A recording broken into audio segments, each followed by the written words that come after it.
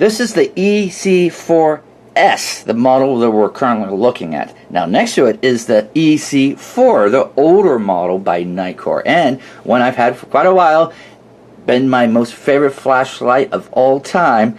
And on the surface, you may ask, well, what's really the practical, real, immediate difference between the two? Is there one? And actually, yes, there is a single, very dramatic, very huge difference between the two. It's not in the construction, because they're both identical in construction. They're both identical in weight. I double-checked it on the scale. They both weigh approximately at 9.4 ounces with the two 18650 batteries inside of them.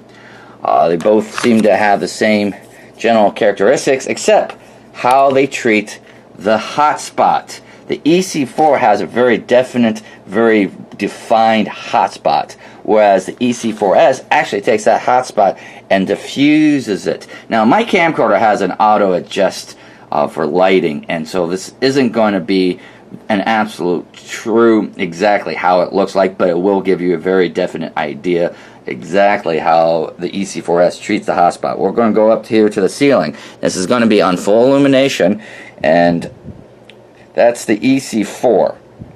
And you'll notice how cleanly defined that hotspot is. Now, in actual viewing, that hotspot is actually a lot smaller than what it shows on my camcorder, with a bright ring around it, and then the off diffusion around that.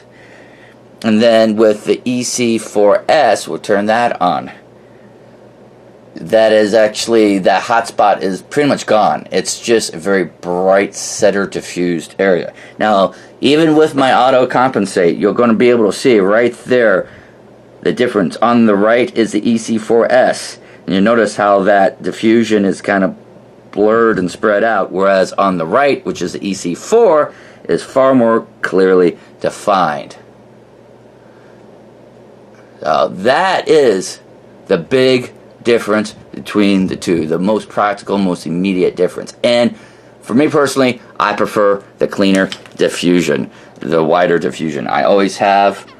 Plus, that also, in more practical terms, works out better for up close work. Now, for far off distance casting, that hotspot actually works out well, because it does project, at least in my opinion, far better for long distances. But for up close, it was a bit of a distraction. Even though as a tack light, you know, you're holding it with your handgun, as a tack light, that hotspot kind of worked out really nicely, because it's woo in your eyes. But for actual up close illumination, at least in my opinion, the cleaner diffusion of it is far better, far better. In fact, this has been my at-home use, but this is now actually going to go into my work van, because for actual at-home use, it's actually that cleaner dispersion that I need when I am peering into the dark recesses of my house, like underneath my computer table. But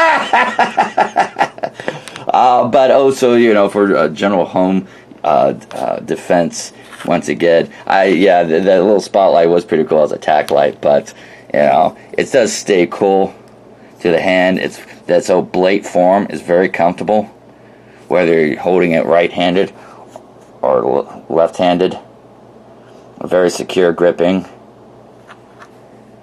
and like I said, it's just got a much cleaner dispersion rate for actual illumination up close.